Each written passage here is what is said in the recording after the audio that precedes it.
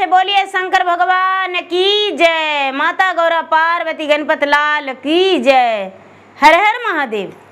देवादिदेव महादेव जी के चरण में प्रणाम करती हूँ, मेरा प्रणाम स्वीकार हो। माता गौरी पार्वती के चरण में प्रणाम करती हूँ, मेरा प्रणाम स्वीकार हो। गणपत ललनमा के चरण में प्रणाम करती हूँ, मेरा प्रणाम स्वीकार हो। सब गुरु भैया बहना के चरण में प्रणाम करती हूँ, धरती पर बैठे धरती माता के चरण में प्रणाम करती हूँ, मेरा प्रणाम स्वीकार हो। माता और पिताजी के चरण प्रणाम करती हूँ, मेरा प्रणाम स्वीकार हो। गुरु भाई बहना, मैं एक कथा सुनाने जा रही हूँ, इस कथा को पूरा सुनिए और रहस्य जानिए।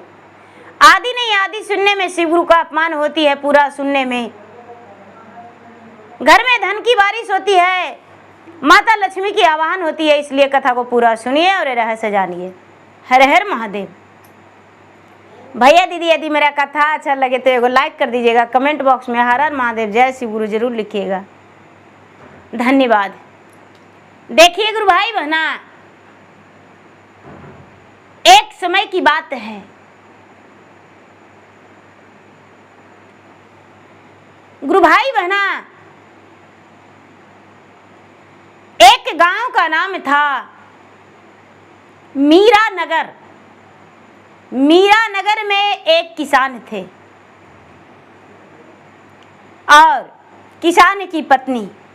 किसान भैया जात का ग्वाला थे, किसान की पत्नी जात की ग्वालिन थे।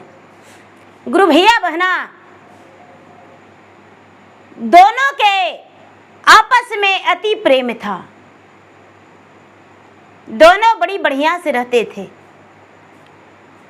किसान की पत्नी जो थी भगवान की भक्त थी।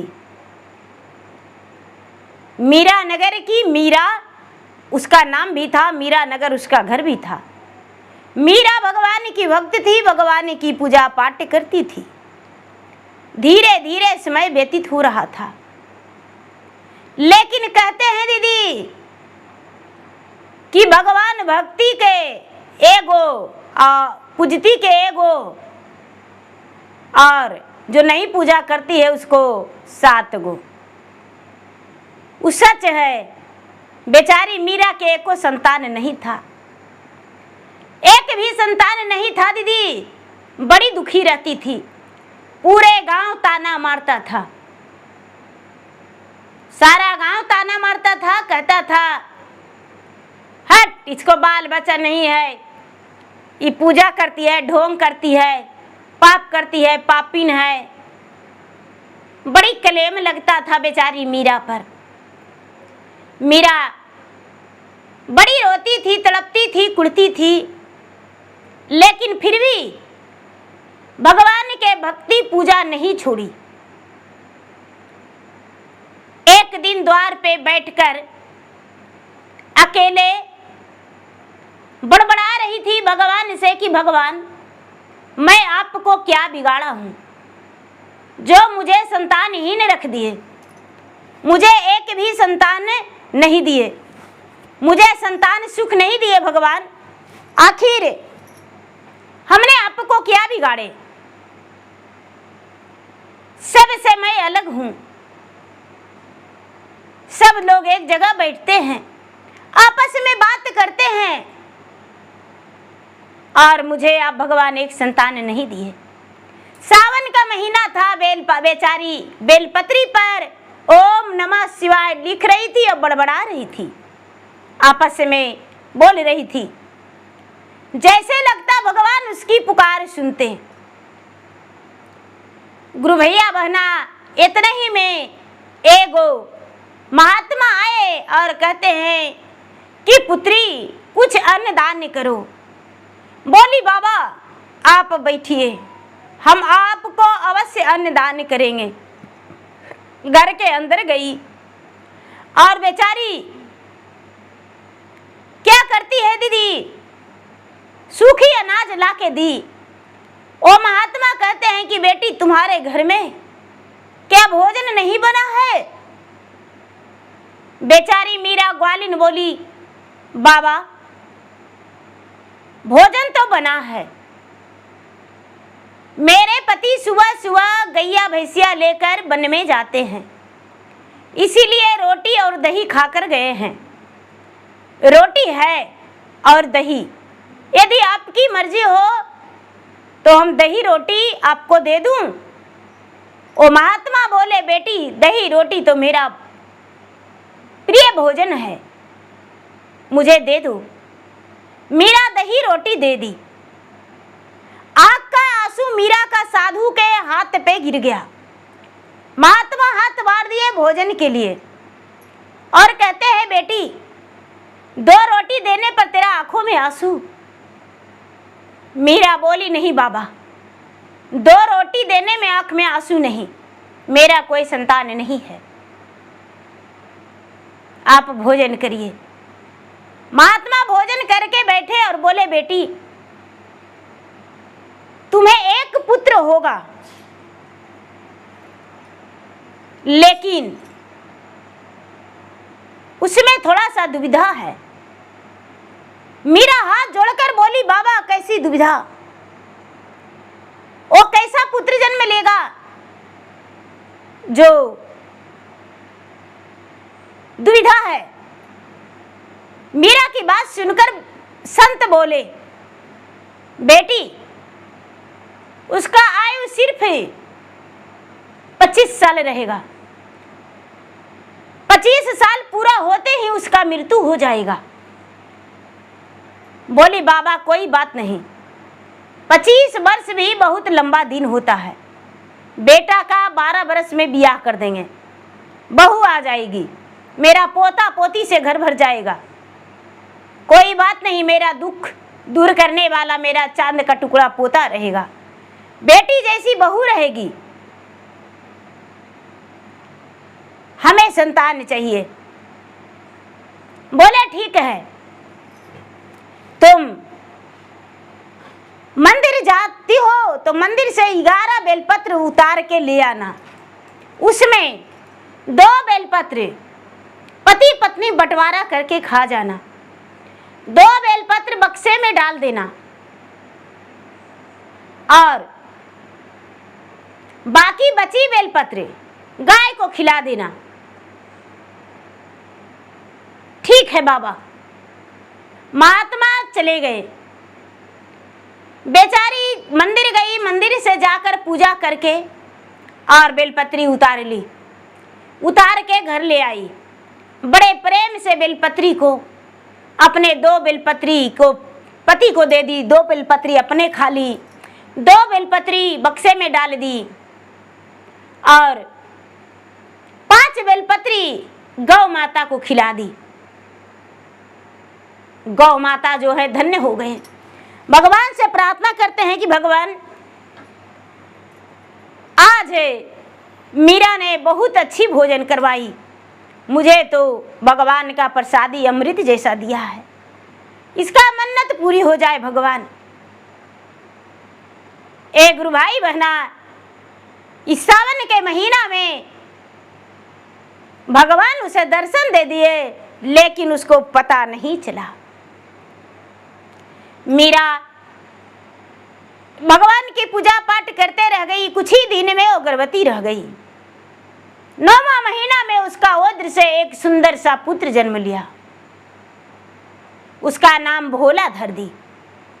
भोला बहुत देखने में प्यारा था, बड़ा सीधे स्वभाव के था। भोला के सूरत निहारता माँ और उसका जी भर जाता। आंखों का तारा भोला था। धीरे धीरे समय बीतने लगा। भोला के पढ़ाई लिखाई माँ घर पे स्कूल के टीचर को बुलाने लगी। बाहर नहीं जाने देती डर के मारे। मेरा एक बेटा है, यदि कुछ हो गया मेरा बेटा को, कोई लड़ाई झगड़ा किया तो क्या करेंगे, देखिए होता है क्या। एक गुरु भैया बहना, 5 साल 6 साल 7 साल 8 साल 10 साल 12 साल में भोला एकदम सियान लगने लगा। मीरा अपने पति के जिद कर दी कि मेरा बेटा को ब्याह कर दीजिए, और उसके पति अपने पुत्र के ब्याह के तलाश में इधर उधर बात को फेंक दिए। भोला का शादी हो गया दीदी, गौना भी 3 साल के बाद हो गया। 12 साल में शादी और 15 साल में गौना हो गया। नई नवेली दुल्हनिया घर में आ गई। अब बेचारी मीरा को लगता कि मेरा बेटी के बराबर है, एक भाई बहना। मीरा का उम्र भी बहुत ज्यादा ढल चुका था। मीरा का उम्र ज्यादा ढल चुका था, करीब करीब 70 साल की 80 साल की उसका उम्र हो गया था। मीरा के बहू जो है कुछ ही दिन खाना दी, उसके बाद इसको खाना नहीं देने लगी, बाल खींच खींच के मारने लगी, गालियां देने लगी और तरह तरह के बातें इसे सुनाने लगी। पूजा पाठ से नफरत करने लगी। ना जाने ये बुढ़िया झूठी मूठी पूजा करती है, रोज 10 रुपया 5 रुपया के प्रसादी मंगाती है और भगवान के मंदिर के बहाने ये बुढ़िया खुद खा जाती होगी। ये छूट मूट के पैसे लेती है। अपने पति को भी मना कर दी। भोला भी जो था अपने पत्नी के बस में हो गया। दोनों के मारपीट, दोनों मिल के मारपीट बुढ़िया के करता। बुढ़िया के पति का देहांत हो गया। अब बुढ़िया एकदम बेचारी बेसहारा हो गई। कभी बहू खाना देती और कभी नहीं भी देती, फिर भी जल पीकर ही सो जाती बुढ़िया और भगवान भगवान के जाप करती। धीरे धीरे समय बीता और बुढ़िया के पोता पोती भी हो गया। बुढ़िया के बेटा का 25वां साल चलने लगा। बुढ़िया अलग रहने लगी। बुढ़िया को घर से निकाल दिया बेटा और पुथू। बुढ़िया अलग रह के भगवान के मंदिर में साफ सफाई करती, मंदिर के पास बैठ जाती, कोई रुपया 8 आना दे देते, उसी से गुजर करने लगी बुढ़िया। एकदम बुढ़िया जैसे मानिए दीदी की भिखारिन बन गई, भीख मांगने लगी। मीरा के पास कुछ भी नहीं रहा। उसकी बहू मीरा के साथ अभद्र व्यवहार करने लगी। भोला भी कम नहीं। भोला भी अपने पत्नी को कहने पर माँ को मार पीट करने लगा। सारे लोग और चढ़ा बढ़ा दिए कि अरे इसी लायक है। काम करने के डर से ये मंदिर जाने का बहाना ढूंढती है, रोज रोज पैसा मांगती है। लेकिन फिर भी मीरा अपना बेटा के शरीर को सलामती के लिए भगवान से प्रार्थना करते रह गई। जब 25वां साल आ गया दीदी, सावन का महीना था, मीरा का आंख से आंसू नहीं सूखने लगा। मीरा को लगा कि हे भगवान, मेरे रहते मेरा बेटा का देहांत हो जाएगा। मीरा बेचारी चलने से असमर्थ थी, क्योंकि खाने और पीने का उसका कोई ठिकाना नहीं था। बहू और बेटा तो त्यागे कर दिया था। मेरे मंदिर में वो सारा था, गर्मी हो, जाड़ा हो, बरसात हो, बेचारी वहीं रहती थी। अब क्या करती है दीदी बेचारी मीरा? देवघर जाने के लिए मन में सोच ली कि बेटा के लंबे आयु के लिए भगवान से हम प्रार्थना करने जाएंगे। बेटा के लंबे आयु के लिए भगवान से हम प्रार्थना करने जाएंगे। गांव वालों से बोले कि भाई हम जा रहे हैं देवघर नगरी, मेरा भगवान से दर्शन करना मुझे है। मेरा बेटा का बहुत कम आयु बचा है। गांव वाले चुटकट्टा, कुटना कुटनी, चुगलखोर जाके उसके बहू को बोले कि अरे तुम्हें नहीं पता, तुम्हारा सास जो बुढ़िया भिखिया मांगती है वो देवघर जाने वाली है, कहती है कि मेरा बेटा के बड़ी आयु कम बचा है, जा रहे हैं बेटा के आयु मांगने भगवान से, उसका लंबे आयु के लिए प्रार्थना करने जा रहे हैं। वो आदमी है, उसका से बढ़िया तो जंगल में सुअर रहता है, बंदरिया रहता है, वो ठीक है। बहुआओं नेताओं देखी दीदी, सास के पास जाके बहुत मार मारी बहू सास के, और मार पीट के एकदम इतना मारी कि बेचारी चलने से असमर्थ हो गई कि मेरे पति के बारे में अनाप शनाप कहती हो, तुम मर जाएगी तो तुम्हें जला देंगे, अग्नि संस्कार कर देंगे, मेरे पति के बारे में अनाप शनाप मत बोलो। बुढ़िया भगवान के सामने बोली, भगवान बहू तो मारवे की, लेकिन फिर भी अपने बेटा के लंबे आयु के लिए हम आपके द्वार पर आएंगे। फटी पुरान वस्त्र में दीदी बेचारी बुढ़िया रोते कलपते देवघर नगरी के लिए निकल गई। कुछ रुपये उसके पास था, मांगल चांगल पैसा, वो चली गई देवघर नगरी के लिए दीदी। सुल्तानगंज गई, जाके नदी में स्नान की, स्नान करके वहां से जल उठाई, कांवड़ यात्रा जल उठाई दीदी। जल उठा के और निकल गई, जल उठा के निकल गई, चलने लगी।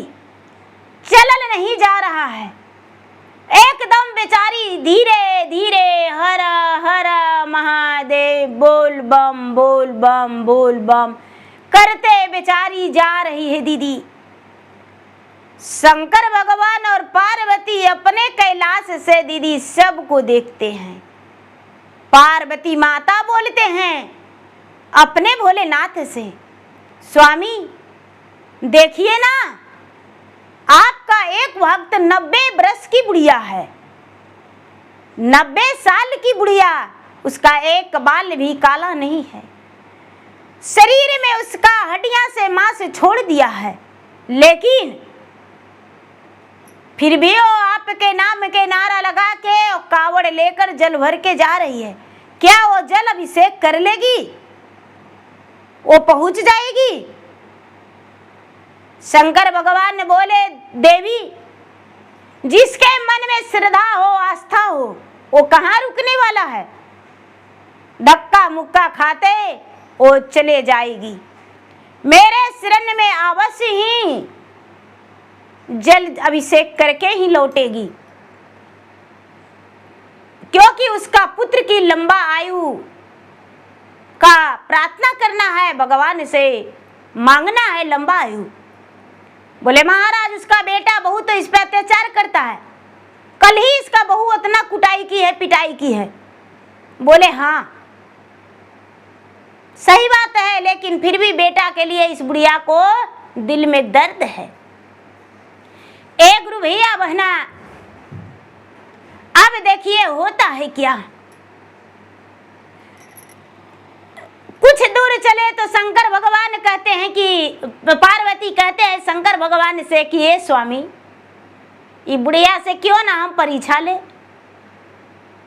जब आपका सच्चा भक्त है तो बुढ़िया से हम परीक्षा ले लेंगे तो कोई दिक्कत है। शंकर भगवान बोले ए देवी ले लीजिए परीक्षा। बोले ठीक है।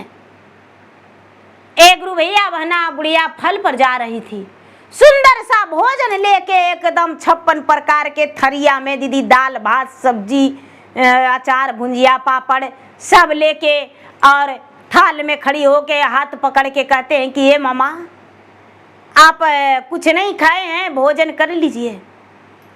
बोले नहीं बेटी हम ऐसी ठीक हैं, हम देवघर नगरी बाबा से जा रहे हैं दर्शन करने, हम फल का भोजन कर रहे हैं, हम नमक नहीं खाते हैं, इसलिए हमको जाने दो।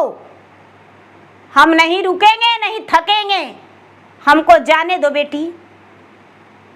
ए मामा, ये कावड़ दे दीजिए, अपने कंधे पर लेके आपको पहुंचा देंगे, अपना कंधा पर बैठा के आपको पहुंचा देंगे। आप 90 साल की हैं, मेरा उम्र 30 साल का है।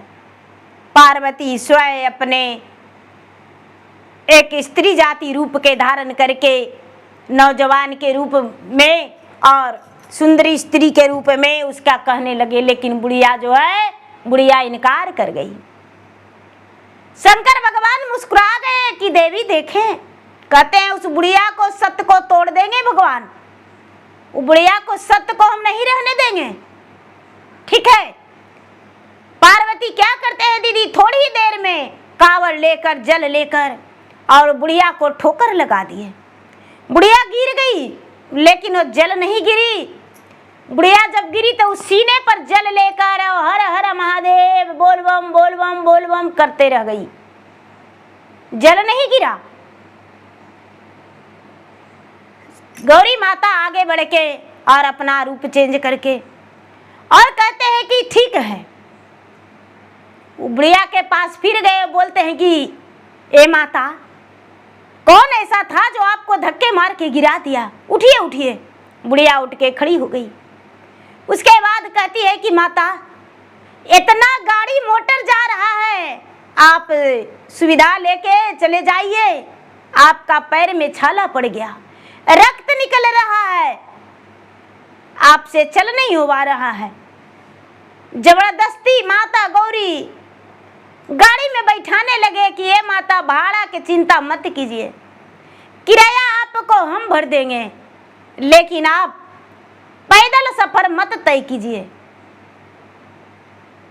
माता पार्वती बोलते हैं कि नहीं, हम पैदल ही जाएंगे, हम नहीं जाएंगे इस गाड़ी में, बस मुझे भगवान से दर्शन करना है। माता पार्वती कहते हैं कि माता, ऐसा कीजिए मामा कि कुछ पैसा दे देते हैं आपको, लीजिए, रख लीजिए। बुढ़िया बोली नहीं नहीं, हम पैसा नहीं लेंगे बेटी, तुम्हारा पैसा बस और बढ़े, तुम्हारे पास रहे, तुम्हारा जीवन धन्य हो, खुश हो, तुम्हारा बेटा, तुम्हारा पति खुश रहे। पार्वती फिर से हट गए दीदी और फिर से शंकर भगवान से आराधना करते हैं कि महाराज, बुढ़िया बड़ा हट्टी है, सच्चा भक्त है आपको, अब क्या करें, बुढ़िया के सत तोड़ने के लिए कुछ न कुछ करना पड़ेगा। पार्वती माता बहुत जिद किए दीदी, इतना बुढ़िया के साथ किए, लेकिन बुढ़िया जो है नहीं अपना धर्म तोड़ी, सत्य तोड़ी। बुढ़िया का पांव सूज गया, छाले पड़ के रक्त निकलने लगा, लेकिन फिर भी बुढ़िया चलते रह गई पैदल। चलते चलते दीदी देवघर नगरी पहुंच गई। लाइन तो जानते हैं कि बड़ा दूर से लंबी कतार लगता है, पीछे बुढ़िया लग गई। वो जो माता पार्वती है वो कहते हैं कि माता जी, आप टेल के आगे हो जाइए ना, आप तो वृद्ध हैं, एक तो भूखे हैं और इतना लंबी कतार में लग के क्या जल चढ़ाएंगे। बेचारी मीरा बुढ़िया कहती है कि नहीं बेटी, मेरे जैसा सबके मन में श्रद्धा है, सब भक्त के उतना ही ध्यान है कि भगवान को जल अभिषेक करेंगे, इसीलिए हम ऐसा नहीं कर सकते हैं, हम किसी के मार के और आगे नहीं होएंगे। माता पार्वती प्रसन्न होकर, खुश होकर मन ही मन कहते हैं कि हे महादेव, मन की श्रद्धा इसका पूरा कर दीजिए, आप इसे दर्शन दे दीजिए महाराज। बेचारी बुढ़िया लाइन में लगे 22 घंटा लगातार लाइन में लगी हुई रह गई। 22 घंटा, तब जाके भगवान को जल अभिषेक की। जल अभिषेक करके दीदी जब निकली, जल अभिषेक करते करते कहती है कि हे भगवान, हमको नहीं धन चाहिए, नहीं रुपया चाहिए, नहीं पैसा चाहिए, नहीं घर चाहिए, नहीं मेरा लंबी उम्र चाहिए, मेरा बेटा का लंबी उम्र दे दीजिए। हे भगवान, मेरा एक ही तो बेटा है, भगवान उसका लंबा आयु दे दीजिए। बाहर निकली, शंकर भगवान जो है एक ब्राह्मण के रूप में खड़े हैं। बोले कि माता जी आप यहाँ किस लिए? बोले क्या कहें बेटा। बाबा, मेरा बेटा का सिर्फ 25 वर्ष का आयु है और 1 से 2 दिन और बच रहा है उसका, और उसका मृत्यु हो जाएगा। इसीलिए उसके लंबे आयु के लिए तो प्रतिदिन प्रार्थना करते हैं। आज भी हम यहाँ भगवान भोलेनाथ के शरण में दर्शन करने आए, जल अभिषेक करने आए। वो ब्राह्मण कहते हैं कि मामा, आपका बहू तो आपको मारपीट करती है, 2 दिन पहले कितना मारी थी, फिर भी अपने बेटा के लंबे आयु के लिए इतना प्रार्थना कर रहे हैं। हाँ, मेरे रहते मेरा बेटा को एक रोमते भी ना भंग होवे, मेरा बेटा को लंबा आयु हो जाए, उम्र उसका बढ़ जाए, अमर शरीर हो जाए। बोले अपने बहू के लिए क्या कहते हैं? तो बेटा रहेगा तो बहू रानी भी रहवे करेगी। वो ब्राह्मण जो है बुढ़िया को कहते हैं कि बुढ़िया तुम धन्य हो, तुम धन्य हो, तुम्हारा आत्मा में बेटा के लिए इतना प्यार है और बेटा निर्दयी मार पीट करता है, भोजन नहीं देता है, तुम भीख मांग के खाती हो, उसके बाद भी बेटा के लिए इतना तुम्हारे मन में बसा हुआ है। हाँ, अब जो है भगवान जो है गुरु भैया बहना वहां से ब्राह्मण के रूप में अदृश्य हो गए। बुढ़िया वहां से चल दी, बुढ़िया वहां से चल दी दीदी, घर गई,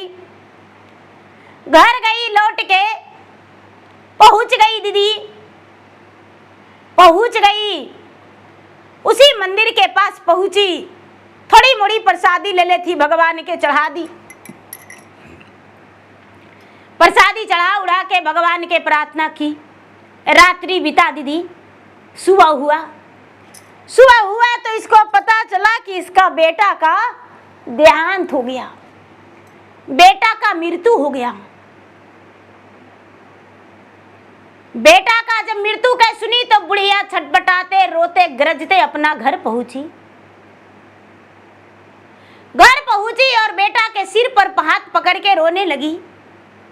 लेकिन उस समय भी इसका बहू जो थी रोवन धोवन छोड़ के, अपने पति को लाश छोड़ के बुढ़िया के बाल खिंच खिंच के मारने लगी कि अरे जादूगरनी, तू मेरा पति को खा गई,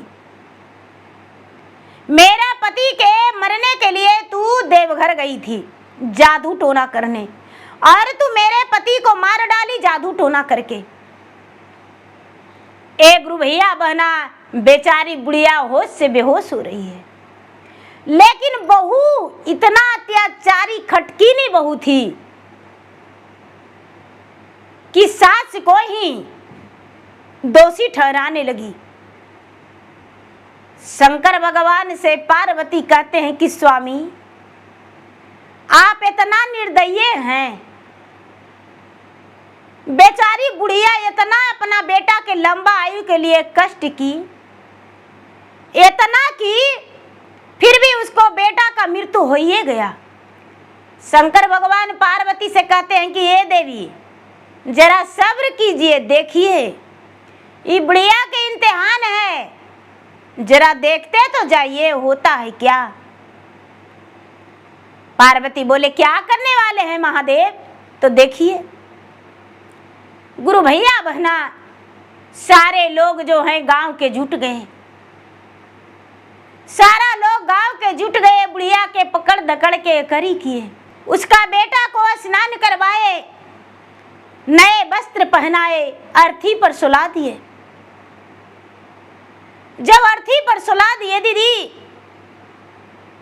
बुढ़िया अपने होश में आके याद करती है कि हे भगवान, सारा दिन भक्ति हम करते रह गए, लेकिन भगवान आज हम आपको त्याग करते हैं। इसी बेटा के लिए हम आपको भक्ति कर रहे थे, लेकिन आपके मंदिर में 4 कुत्ता अंदर घुसा के और दरवाजा लगा देंगे और 2 कुत्ता दरवाजे पर बांध देंगे और उसी के लिए भीख मांग के उस कुत्ता को रोटी खिलावेंगे।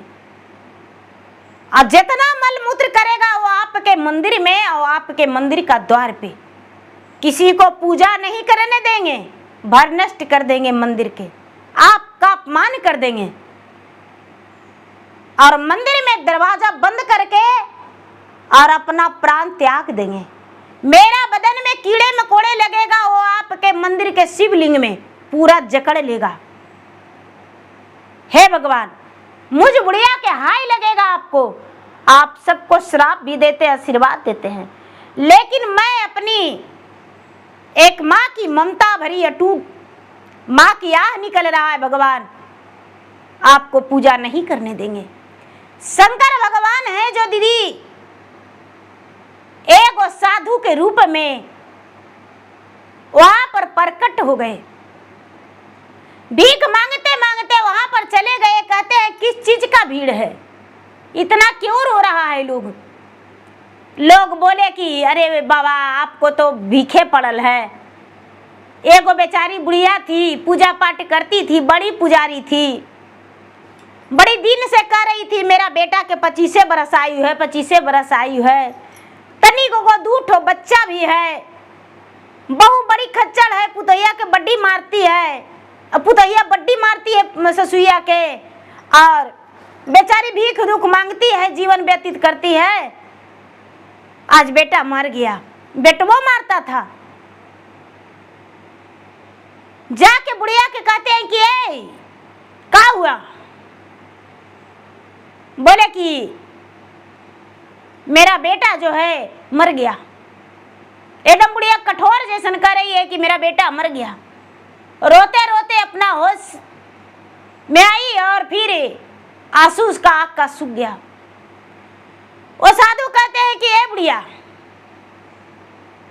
यदि तुम्हारा बेटा को हम जिला देंगे तो दोनों आंख मुझे दान कर देगी अपना।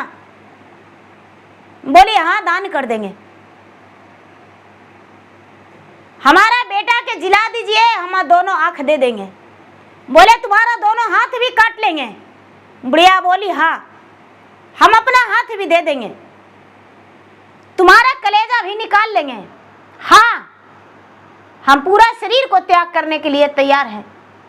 उसके पत्नी के पास गए और पत्नी से बोले कि इतना रोने से क्या होगा, मेरा बात सुनो,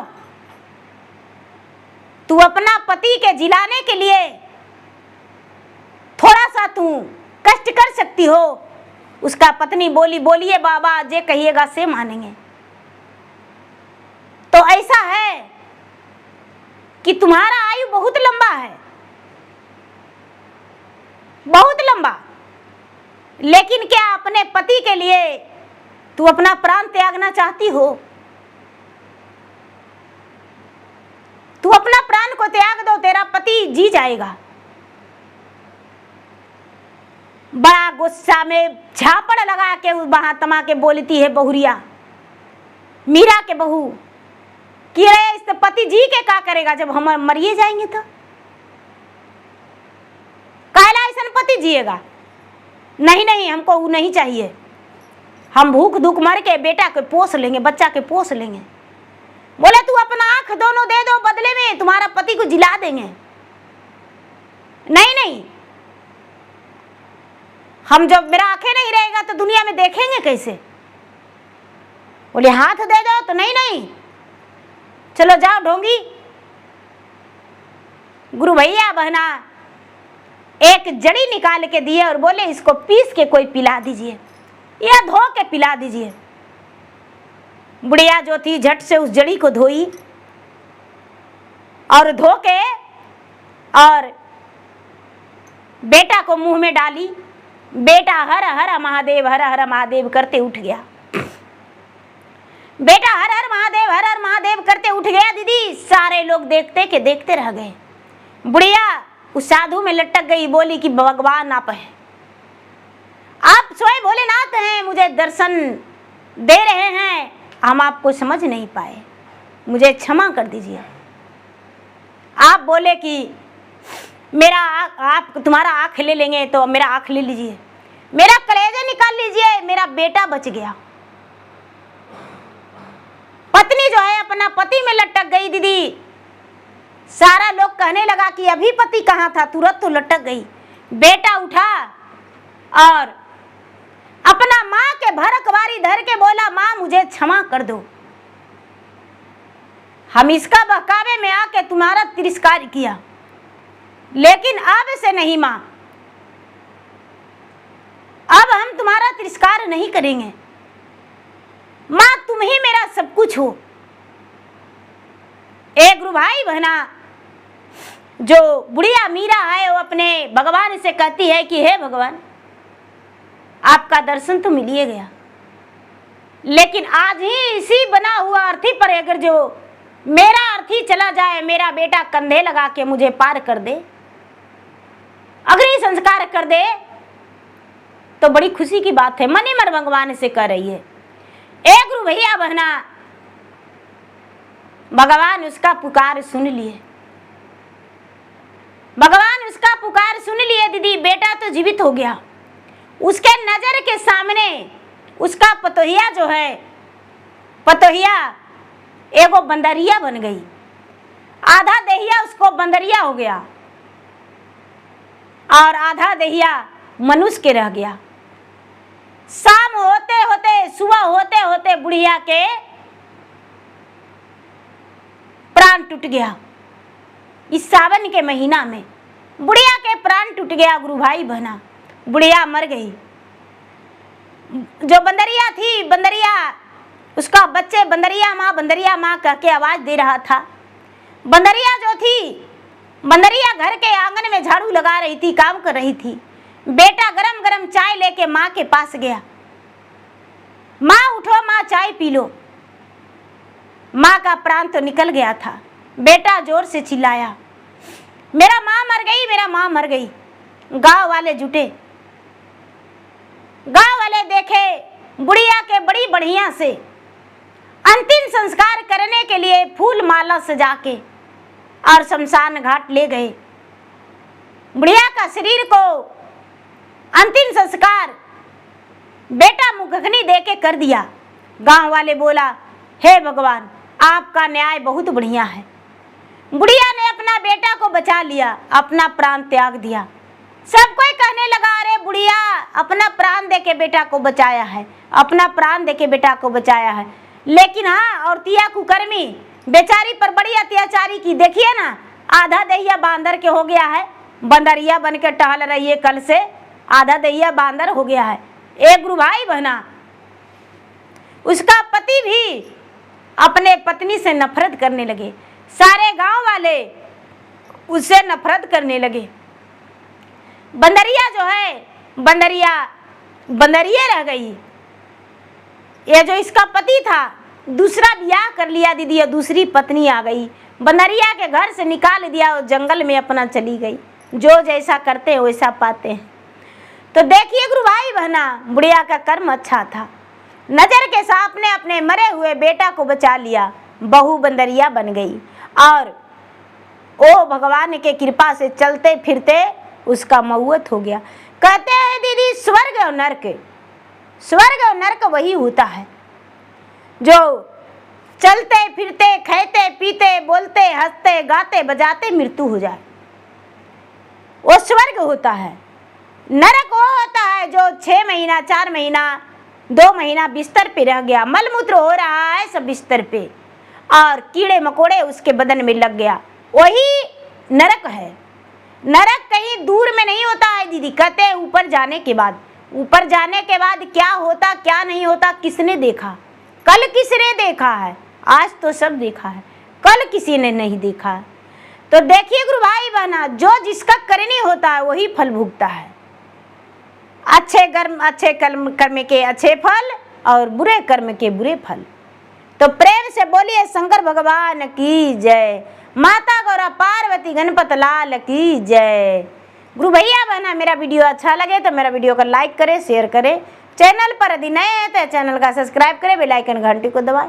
मेरा वीडियो का नोटिफिकेशन सबसे पहले आपके जब पा जाए, आप मेरा वीडियो सुन सके। कमेंट बॉक्स में हर हर महादेव, जय शिव गुरु जरूर लिखे। धन्यवाद।